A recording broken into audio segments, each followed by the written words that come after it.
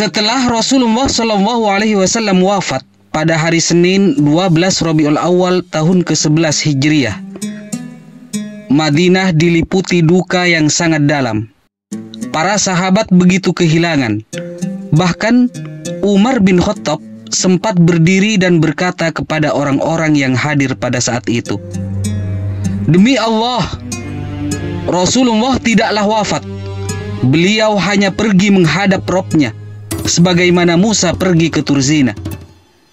Siapa yang mengatakan beliau telah wafat, aku akan penggal dengan pedangku." Namun saat itu Abu Bakar yang sedang berada di luar Madinah, beliau datang lalu langsung masuk menuju ke rumah Aisyah putrinya, tempat jasad Rasulullah disemayamkan. Ia membuka penutup wajah Nabi, lalu mengecup dahi beliau dan berkata dengan lembut,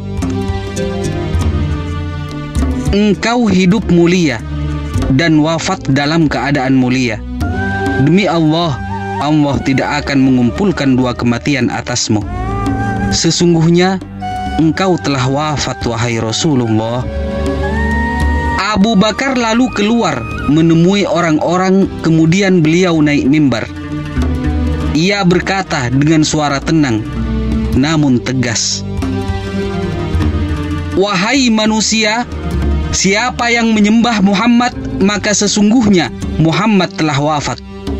Tapi siapa yang menyembah Allah, maka sesungguhnya Allah Maha Hidup dan tidak akan mati." Lalu beliau membaca firman Allah yang artinya, Muhammad itu tidak lain hanyalah seorang Rasul. Sungguh telah berlalu sebelumnya beberapa orang Rasul. Apakah jika dia wafat atau dibunuh, kalian akan berbalik ke belakang? Surah Ali Imran ayat ke-144. Orang-orang pun mulai sadar. Umar melemas dan duduk, menyadari bahwa Rasulullah memang telah wafat. Sore harinya, para sahabat dari kaum Ansor berkumpul di Thaqifah Bani Sa'idah untuk membahas kepemimpinan. Mereka mengusulkan agar pemimpin dari kalangan mereka saja, karena mereka telah menolong dan membela Islam sejak awal. Sebelum lanjut, perlu teman-teman ketahui bahwa pada sore hari itu, saat para sahabat bermusyawarah pengganti Rasulullah, Rasulullah belum dimakamkan.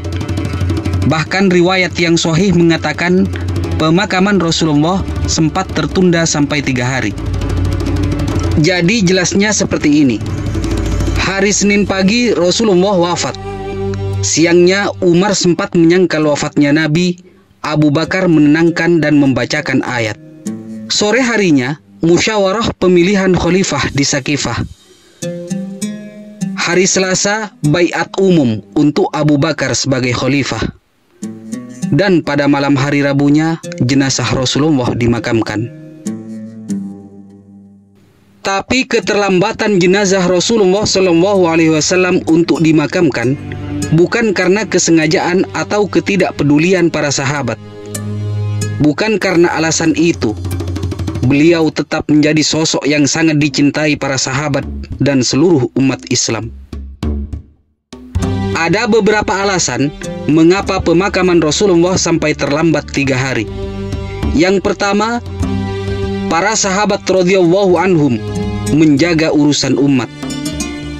Para sahabat berijma atau sepakat bahwa tidak boleh kaum muslim hidup tanpa ada seorang pemimpin lebih dari 3 hari. At-Tabari meriwayatkan bahwa Sayyidina Umar radhiyallahu anhu benar-benar menegaskan pentingnya pembatasan waktu selama 3 hari untuk mengangkat khalifah. Beliau mengatakan, "Jika saya meninggal, maka bermusyawarahlah kalian selama 3 hari. Hendaklah Suhaib yang mengimami sholat masyarakat. Kecuali kalian sudah harus memiliki amir atau khalifah." Yang kedua, keinginan seluruh sahabat radhiyallahu anhum untuk mensolati jenazah Rasulullah Shallallahu Alaihi Wasallam dan perbedaan pendapat di kalangan para sahabat. Seluruh sahabat radhiyallahu anhum berkeinginan agar dapat mensolati jenazah beliau. Semua orang mensolati beliau, baik laki-laki, perempuan, orang tua, anak muda, maupun anak-anak. Mereka sholat dengan cara berkelompok secara terpisah-pisah, tidak diimami oleh seorang imam. Semuanya masuk ke kamar Rasulullah SAW dan mereka sholat sendiri-sendiri. Hal ini membutuhkan waktu panjang agar semuanya mendapatkan kemuliaan ini. Ibnu Abi Syaibah dalam kitab Al-Musannaf dari Sa'id bin Musayyab berkata, ketika Rasulullah SAW wafat, jasad beliau diletakkan di atas ranjangnya. Maka orang-orang masuk secara berombongan. Mereka mensolatkan dan keluar tanpa ada seorang pun yang menjadi imam. Alasan yang ketiga, jasad Rasulullah tetap suci, tidak berubah, dan tidak ditimpa kerusakan. Sayyidah Aisyah radhiyallahu anha dalam kisah wafatnya Nabi SAW, beliau mengatakan, ayahku Abu Bakar datang dan membuka penutup wajah Rasulullah SAW dan berkata, demi ayah dan ibuku, sungguh engkau tetap harum sewaktu hidup maupun mati. Lanjut ke cerita yang tadi, saat para sahabat bermusyawarah. Sore harinya para sahabat dan kaum Ansor berkumpul di Sakifah Bani Sa'idah untuk membahas kepemimpinan. Mereka mengusulkan agar pemimpin dari kalangan mereka saja, karena mereka telah menolong dan membela Islam sejak awal. Abu Bakar, Umar, dan Abu Ubaidah segera menuju ke tempat itu. Terjadilah dialog yang sangat serius. Sa'ad bin Ubadah, seorang pemimpin Khazraj, beliau sedang sakit, namun hadir dibawa oleh kaumnya. Beliau berkata, wahai kaum Ansor, kitalah yang melindungi Nabi dan menolong Islam sejak awal. Maka kita lebih berhak memimpin setelah beliau wafat.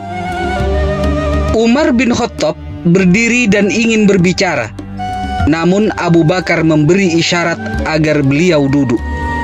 Lalu Abu Bakar berbicara dengan tenang dan penuh wibawa. Wahai kaum Ansor, sesungguhnya kalian adalah orang yang pertama yang menolong dan menegakkan Islam. Tetapi kepemimpinan ini adalah hak kaum Quraisy. Mereka adalah keluarga Nabi, dan manusia tidak akan menerima kepemimpinan selain dari mereka. Aku usulkan kepada kalian dua orang ini, Umar bin Khattab dan Abu Ubaidah bin Al-Jarrah. Pilihlah salah satu di antara mereka. Beberapa orang Ansor berkata, cukuplah satu dari kami dan satu dari kalian, wahai kaum Muhajirin. Sayyidina Umar segera berdiri dan membantah sambil memegang tangan Abu Bakar. Tidak, demi Allah, tidak ada seorang pun yang lebih berhak daripada engkau, wahai Abu Bakar. Engkaulah yang dipilih oleh Rasulullah untuk mengimami kaum muslimin dalam sholat ketika beliau sakit. Maka siapa yang berani mendahuluimu? Umar lalu membaiat Abu Bakar, diikuti oleh Abu Ubaidah dan sebagian besar mereka yang hadir. Ketegangan mulai mencair. Orang-orang pun akhirnya membaiat Abu Bakar sebagai khalifah pertama. Baiat umum dilakukan keesokan harinya.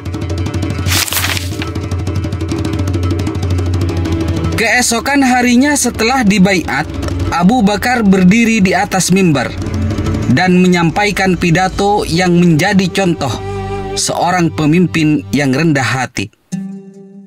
Wahai manusia, sesungguhnya aku telah diangkat menjadi pemimpin kalian. Padahal aku bukan yang terbaik di antara kalian. Jika aku berlaku benar, bantulah aku. Jika aku salah, luruskan aku. Kejujuran adalah amanah, dan kebohongan adalah pengkhianatan. Orang yang lemah di antara kalian akan menjadi kuat di sisiku hingga aku menegakkan haknya, insya Allah. Dan orang yang kuat di antara kalian akan menjadi lemah di sisiku hingga aku mengambil hak dari dirinya. Tidak ada suatu kaum yang meninggalkan jihad kecuali Allah timpakan kehinaan pada mereka. Taatilah aku selama aku taat kepada Allah dan Rasul-Nya.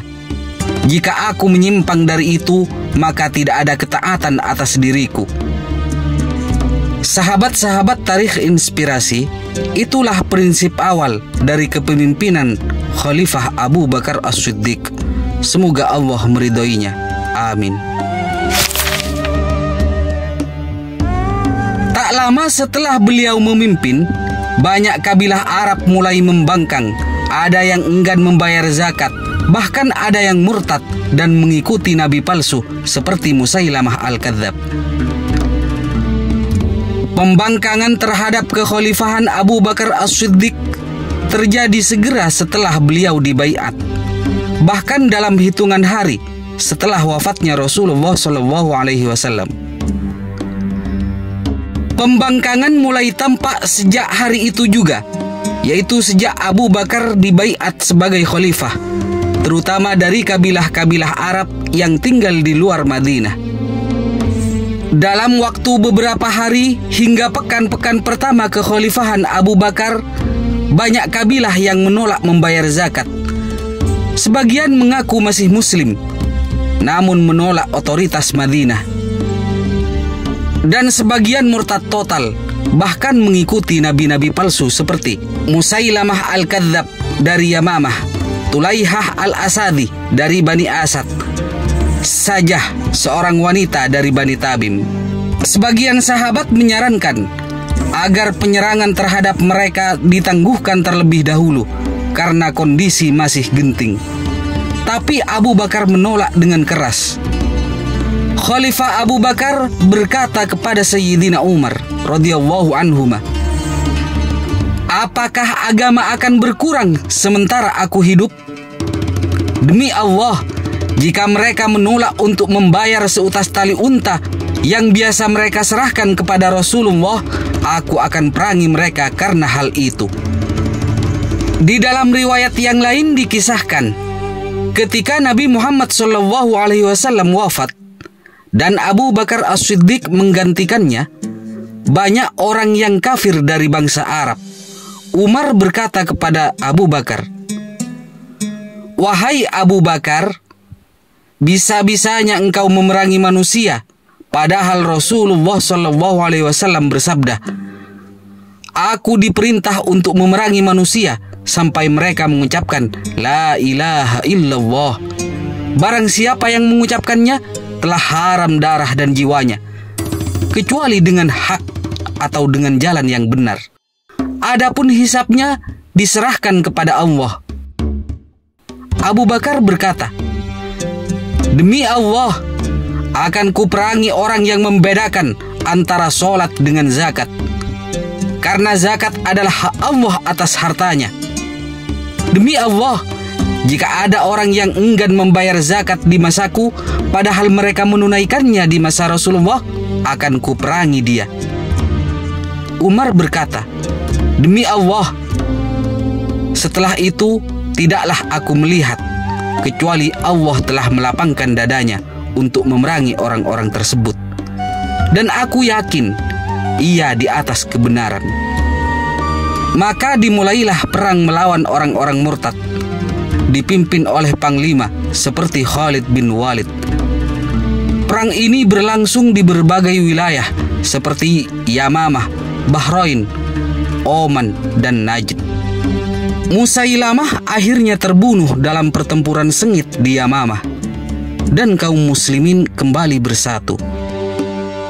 Di sisi yang lain, meski baru menjadi khalifah, Abu Bakar tetap menjalankan perintah Rasulullah SAW untuk mengirim pasukan Usamah bin Zaid ke perbatasan Romawi.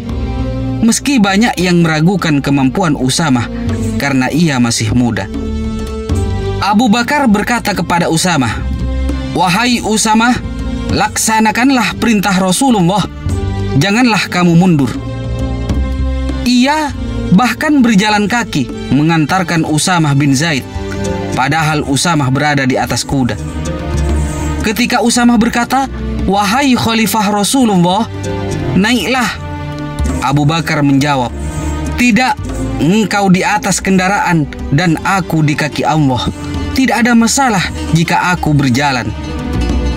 Berangkatlah Panglima Usamah dan pasukannya itu ke perbatasan Romawi Timur, hingga ia berhasil mencatatkan namanya sebagai panglima termuda di dalam buku-buku sejarah.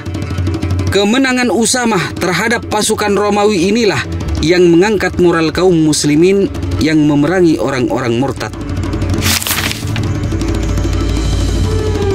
Setelah banyaknya penghafal Al-Quran yang gugur dalam perang Riddah ini, Umar bin Khattab mengusulkan agar Al-Quran dikumpulkan dalam satu mushaf. Umar bin Khattab radhiyallahu anhu berkata, "Aku khawatir Al-Quran akan hilang. Perintahkanlah agar ia dikumpulkan." Awalnya Khalifah Abu Bakar radhiyallahu an enggan, karena hal ini belum dilakukan oleh Rasulullah SAW. Tapi akhirnya ia berkata, "Demi Allah, itu adalah hal yang baik." Kemudian Khalifah Abu Bakar menunjuk Zaid bin Thabit untuk memimpin proses pengumpulan mushaf. Inilah yang menjadi cikal bakal mushaf Al-Quran dibukukan. Khalifah Abu Bakar menjabat sebagai khalifah selama 2 tahun, 3 bulan, dan 10 hari. Di masa akhir hidupnya, ia menunjuk Umar bin Khattab sebagai khalifah setelahnya, setelah bermusyawarah dengan para sahabat-sahabat yang lain. Beliau wafat pada tanggal 22 Jumadil Akhir, tahun 13 Hijriah, dalam usia 63 tahun. Ia dimakamkan di samping Rasulullah SAW di rumah Sayyidah Aisyah radhiyallahu anha. Khalifah Abu Bakar adalah pemimpin yang lemah lembut, namun sangat tegas dalam kebenaran. Dalam waktu yang singkat, ia berhasil menyatukan umat kembali, melindungi ajaran Islam dari kemurtadan, dan meletakkan dasar-dasar kuat bagi kepemimpinan Islam setelahnya. Demikianlah kisah Khalifah Abu Bakar As-Siddiq. Semoga kita dapat mengambil hikmahnya. Assalamualaikum warahmatullahi wabarakatuh.